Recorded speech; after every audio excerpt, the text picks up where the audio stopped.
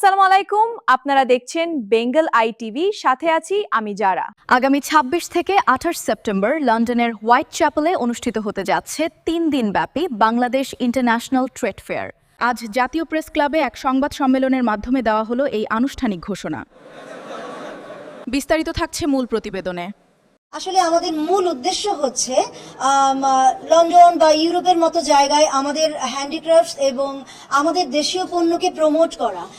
বিশাল বড় একটা বাজার আছে আন্তর্জাতিকভাবে, যে বাজারগুলো আছে সেই বাজারে আমাদেরকে আমাদের দেশীয় পণ্যটাকে বাজার সম্প্রসারণ করা, সেই উদ্দেশ্যেই আসলে আমাদের মেলাটা অর্গানাইজ করা।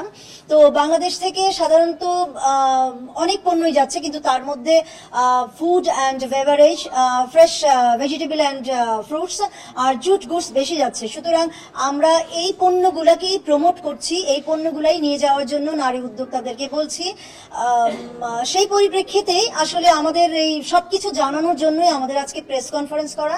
আমাদের মেলা হচ্ছে 3 দিনের জন্য হবে। এখানে আমাদের 40টা স্টল থাকবে।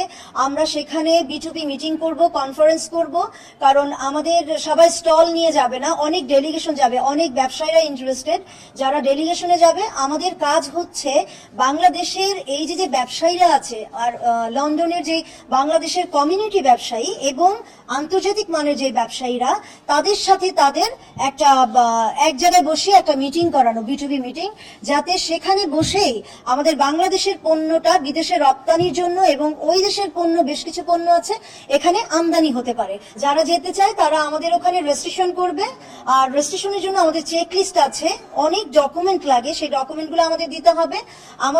আমাদের আগে কোনো স্টল ভাড়া দিতে হবে না, কারণ হচ্ছে আগে স্টল ভাড়া দিলে যদি ভিসা না হয় তাহলে তার টাকাটা মার।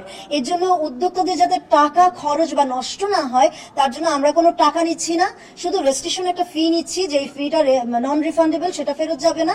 সেটা দিয়ে তাদের ডকুমেন্ট তৈরি করে দিচ্ছি, যেমন হচ্ছে আপনার অনলাইনে ফর্ম ফিল আপ করতে হয় সেটার, তারপরে হচ্ছে ভিসা ফি, আনুষঙ্গিক যা যা একটা উদ্যোক্তা বা একটা পার্টিসিপেন্টের দরকার, A to Z আমরা সার্ভিস দিয়ে দিচ্ছি, কিন্তু আমরা স্টলের কোনো টাকা নিচ্ছি। এই ছিল আজকের মতো।